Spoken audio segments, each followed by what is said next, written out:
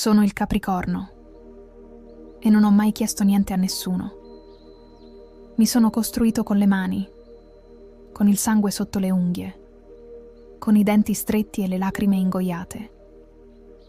Non ho mai avuto il lusso di crollare, perché se mi fermavo, cadeva tutto. Ho imparato presto che la vita non aspetta, che chi rallenta perde, che l'amore non basta, che i sogni sono per chi se li può permettere. Io ho scelto di essere utile, concreto, stabile, sicuro. Mi chiamano freddo, mi chiamano chiuso, ma nessuno ha idea del rumore che faccio dentro. Ogni cosa che ho fatto, l'ho fatta per non dipendere da nessuno, perché fidarsi per me è un lusso che non posso concedermi. Ho visto troppo, ho perso troppo e ho capito che se mi appoggio rischio di crollare. Ho bisogno di avere il controllo, perché il caos mi fa a pezzi, perché quando perdo il controllo mi sento piccolo, inutile, vulnerabile. Amo con lentezza, ma con presenza.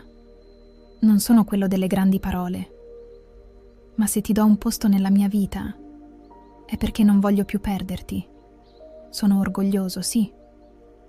Non chiedo, non imploro, non rincorro. Se te ne vai ti lascio andare, ma poi non torno, perché tornare per me è come ammettere di essermi sbagliato, e io non me lo perdono mai. Mi affeziono ai risultati, alle cose che durano, a chi ha spina dorsale, a chi parla poco ma fa, a chi resta anche quando è difficile, perché io resto, sempre, anche se non me lo merito, anche se dentro vorrei sparire. Non piango quasi mai, ma dentro ho una tristezza antica, una solitudine che porto da prima di capire cos'è la solitudine, una stanchezza che non dorme mai. Mi sono imposto di essere forte, ma a volte vorrei solo essere abbracciato, non perché servo, non perché ho fatto qualcosa di grande, solo perché ci sono.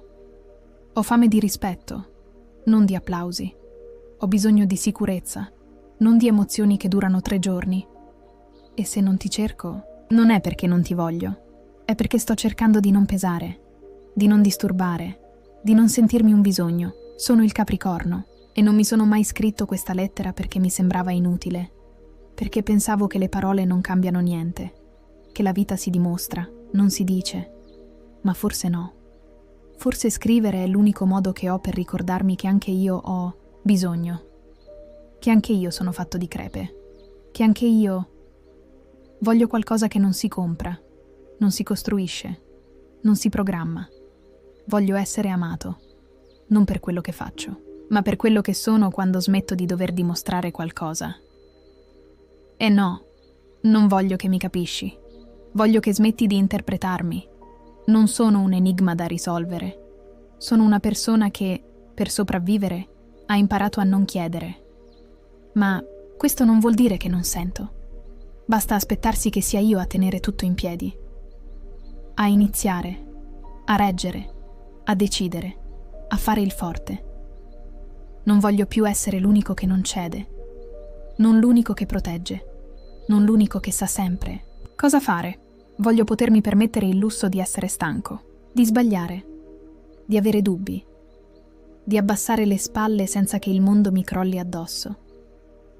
Se resterai, che sia anche per questo, per la parte che non produce, non organizza, non controlla, per la parte che tace, ma spera che qualcuno la senta lo stesso.